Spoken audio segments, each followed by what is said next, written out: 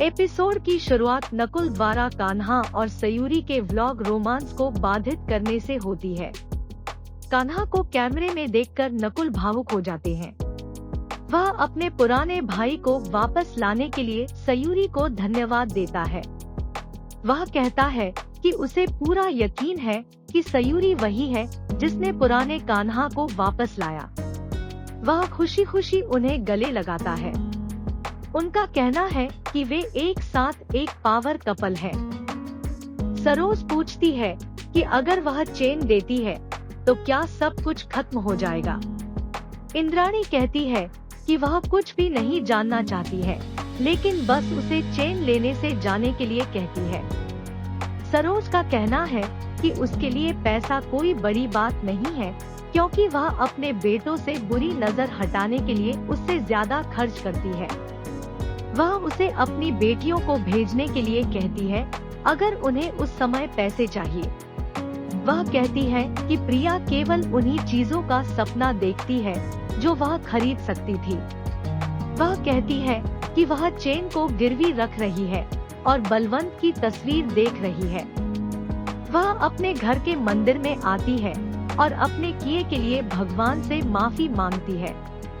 वह कहती है कि वह उन्हें चोट पहुंचाना चाहती थी, इसलिए उसने ऐसा किया। वह कहती है कि वह अपने बेटे के लिए ऐसा करना जारी रखेगी और आरती की थाली में जंजीर रखेगी। वह कहती है कि वह निश्चित रूप से चेन वापस कर देगी, लेकिन उसे अपने बेटों को उसी तरह वापस करने के लिए कहती है। प्रिया रोती हुई इंद्राणी से उसकी बात न सुनने के लिए माफी मांगती है और इसके लिए खुद को दोषी मानती है।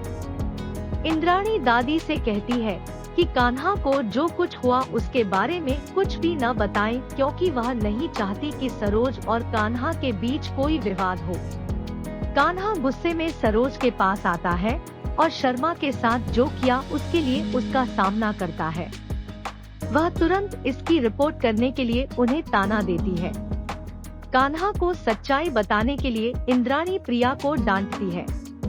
सयूरी के परिवार का अपमान करने के लिए कान्हा सरोज पर भड़क गए। वह पूछता है कि वो इतना नीचे कैसे गिर सकती है। सयूरी सोचती है कि जब वह उन दोनों और सरोज के बीच चीजों को ठीक करने के बारे में सोचती है तो सरोज दूसरी तरफ लिमिट क्रॉस कर देती है। सरोज का कहना है कि उन्हें लोगों की मदद करने में कोई समस्या नहीं थी, लेकिन वह अपने बेटे को शर्मा की मदद करने के लिए बर्दाश्त नहीं कर सकती थी। वह कहती है कि वह शर्मा की मदद नहीं करना चाहती।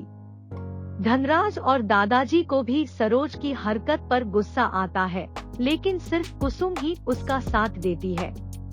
सयूरी कहती है कि वह कान्हा को आधा पैसा देने जा रही थी, लेकिन सरोज उसका अपमान करती है। कान्हा पूछते हैं कि वह उनकी मदद क्यों नहीं कर सकते, क्योंकि वे भी उनका परिवार है।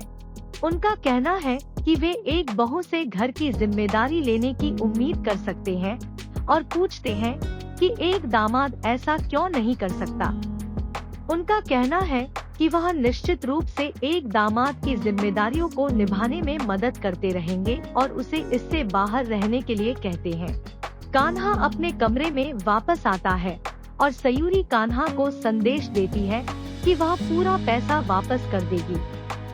समानता के बारे में इतना कुछ कहने के बावजूद कान्हा उस पर भी गुस्सा हो जाता है, क्योंकि वह अभी भी पैसे वापस करना चाहती है। सयूरी कुछ कहने की कोशिश करती है, लेकिन कान्हा नहीं माने और गुस्से में वहाँ से चले गए।